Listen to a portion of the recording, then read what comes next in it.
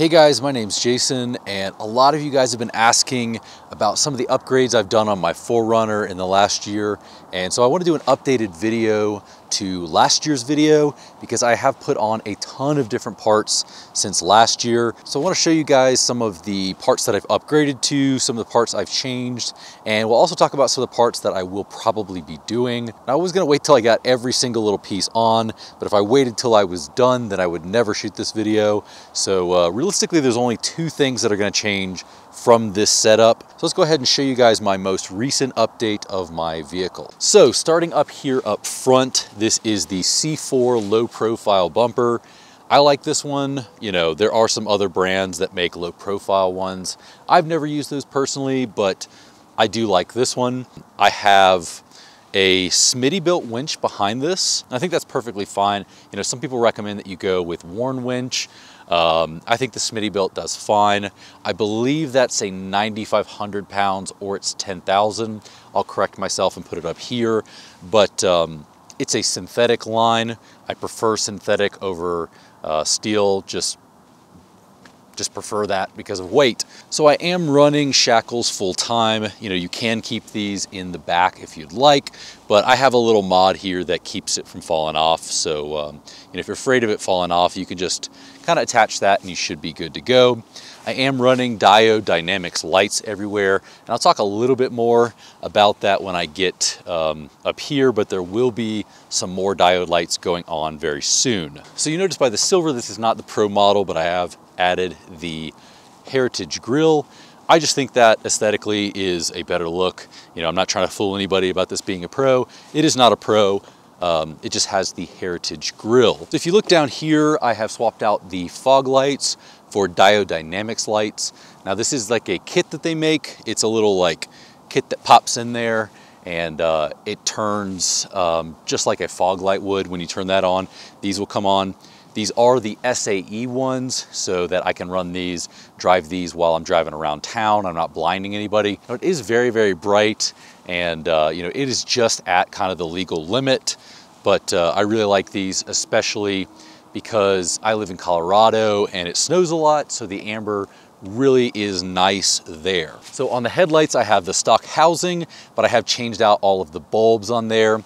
This center one right here can change from a like 6,000 Kelvin down to I think a 3,000, and then it also has another mode, and you just turn the little switch and it changes from white to kind of a mid amber to a full-on amber, and I really like having that ability. I've also put a switch back here so that when I drive, it's a white light, but when I hit the turn signal, it does go to amber. So this light is able to switch from yellow, or it's more of an orange, to a white, and that way I get more headlight and I don't have the orange clashing with the yellow a ton. But I do need to get new housing because the housing is peeling really bad. But I will probably end up going with like Morimoto or, you know, GTR lighting or something like that here, just to change up the style a little bit. I also forgot to mention that in addition to the C4 bumper, I have added these C4 high clearance editions on here.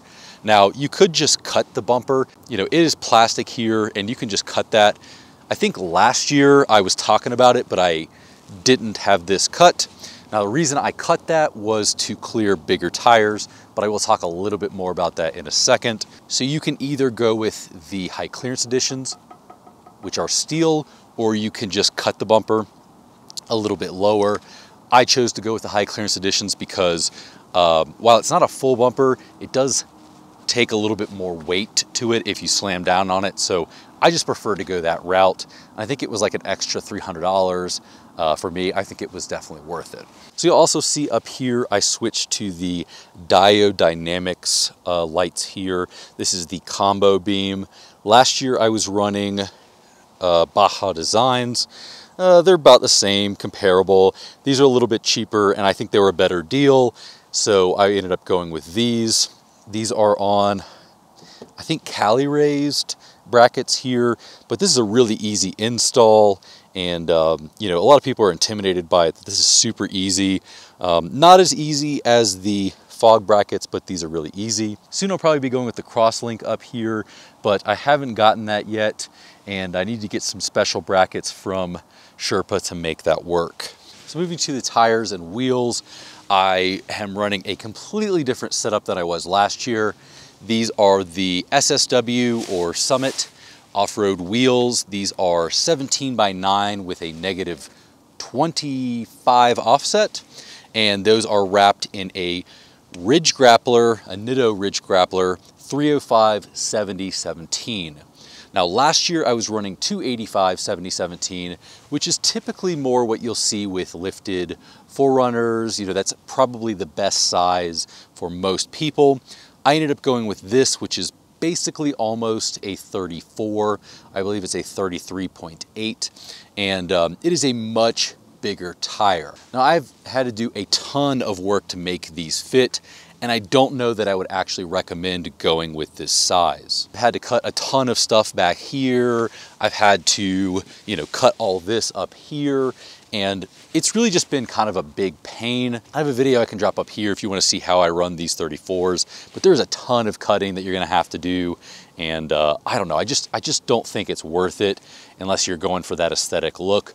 If you're actually wheeling your vehicle, you're gonna have to do a lot of work to it. You know, including the SPCs up there, which are my upper control arms.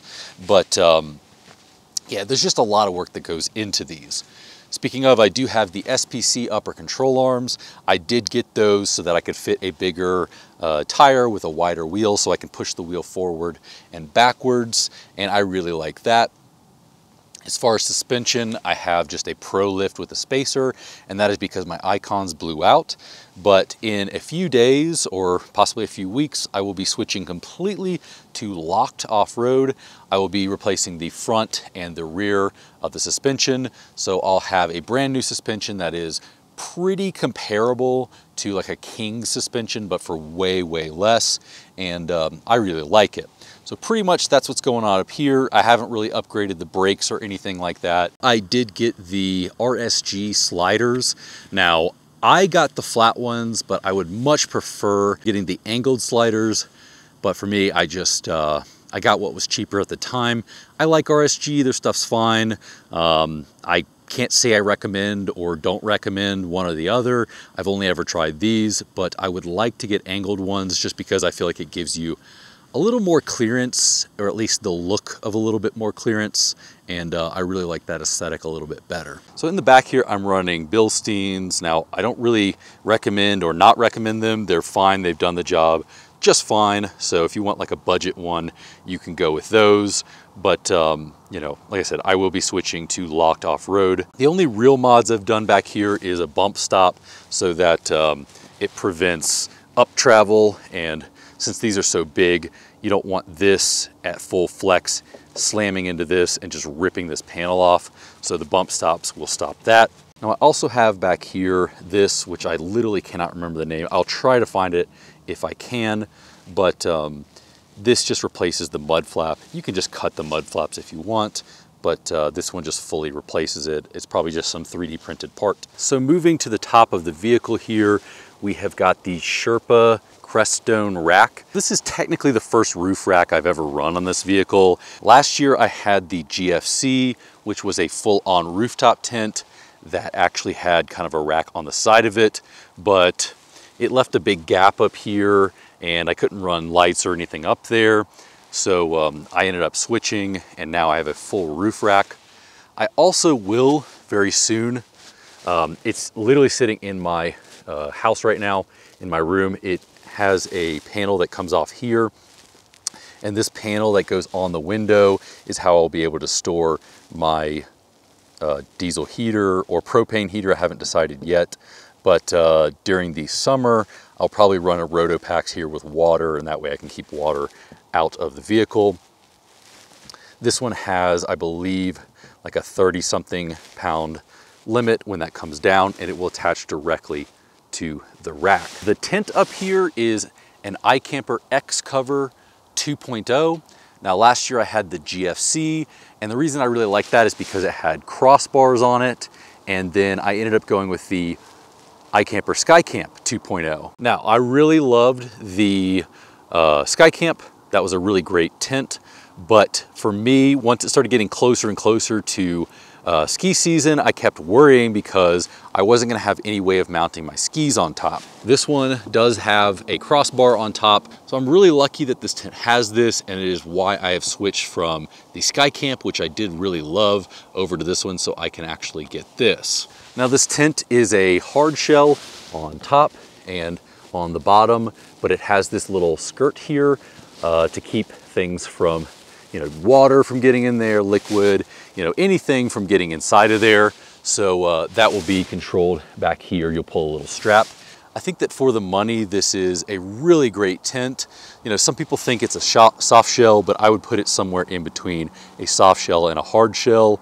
Coming from someone who had a full-on hard shell twice in a row, this is nothing like the soft shells. Now, I had a Tepui. That was a completely different category than this was, and this is not really like the hard shell, so it's kind of in between. I think this is becoming more popular, the hard shell with the skirt on it. I just think that that is a really great way to run a tent.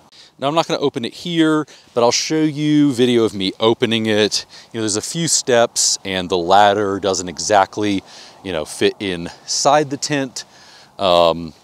As it is right now. Now, I just recently bought, I believe yesterday, the inflatable mattresses, so it is possible that I will be able to fit the ladder in there at some point. I do know people that put their ladder in there, but maybe it's just because mine's new, I was not able to fit it as well. It uses these little attachments right here, and you just put the ladder on those. It's really easy. You just pull this pin right here. I can even do it with one finger, and they just slide right in. It is super easy. But yeah, I will be adding the inflatable mattresses very soon, and those weren't too expensive, especially on Black Friday. On the back here, I have the C4 ladder. I needed this when I had my GFC, but I don't need this anymore. So people ask me all the time if I would recommend this, and the answer is maybe. Now, I wouldn't buy one of these older ones, like the older model they had, but the new ones have supposedly gotten rid of all the problems I had with this ladder. On the back here, I run this hitch on here. This is just great for recoveries. You can buy any brand you want. I think this is just something from Amazon, but it's nice because you can just remove it really easy if you need to tow.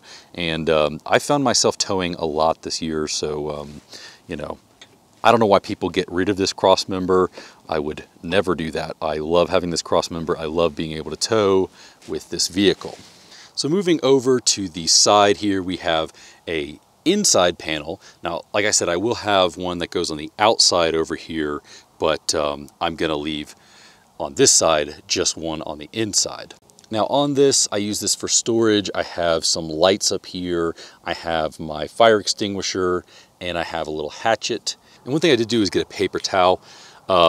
These are magnetic right here, and I think I just got these at Harbor Freight, but they really stick on there really good, and somehow they don't fall off even with all the off-roading.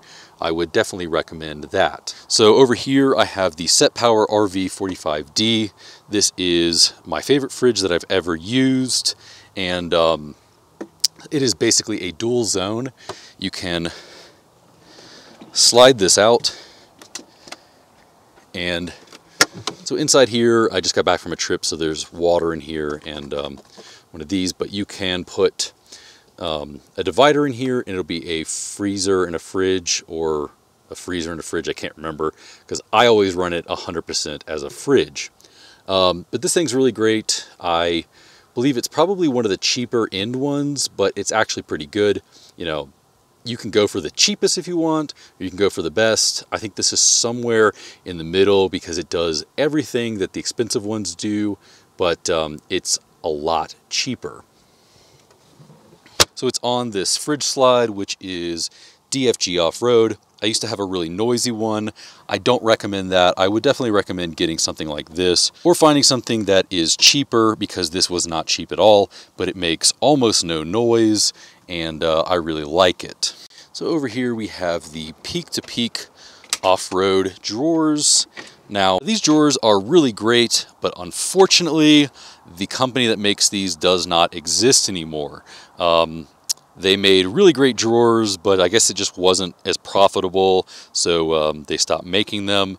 But I don't know a good alternative to this other than building yourself one, or you know, maybe I'll list some below and you guys can do more research, because in my research, these were the ones that I came up with as the best ones. These are really great for storing all kinds of stuff. You know, I have so many things in here and I don't even notice them being in here anymore because they're just in the back. But I have a whole video I'll put up here if you guys want to know everything that's stored in here, everything that's stored inside my vehicle, because you know, if I talked about everything that's stored in here, that would be, you know, a very, very long video, probably an hour. Everything that I need for camping is always set up in here and ready to go. So I really like these drawers, and if they still made them, I would 100% recommend them, but unfortunately, they no longer exist. Looking inside the vehicle, I've done a few mods for storage, like little things like this, but I think the most important one for me is this Desert Does It panel here. I have my G20 there.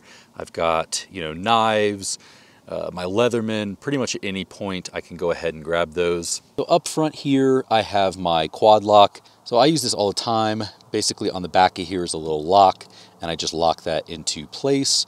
And I've been heavy off-roading and it's never really fallen off or anything. It's very sturdy. So in here, you'll know if you saw my storage video, but I keep my radios in this little spot. It's not really what they were made for. I think this was made for tissues, but they just fit so perfectly in here. You know, you gotta squeeze it a little bit to get it down in there, but they fit great in there.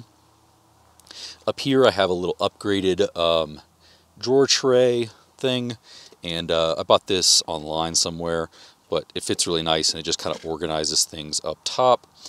I keep this in here because yeah, I mean, it's not the most amazing thing ever, but it'll work in a pinch.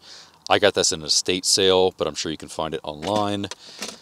Same with these. They're just little cheap Allen wrench things here that I also got at an estate sale. But they're pretty well made. I like them, and they take up almost no room. Now back here is a little bit of mess just because I just got back from camping and I was selling my old wheels, and everything was kind of a mess.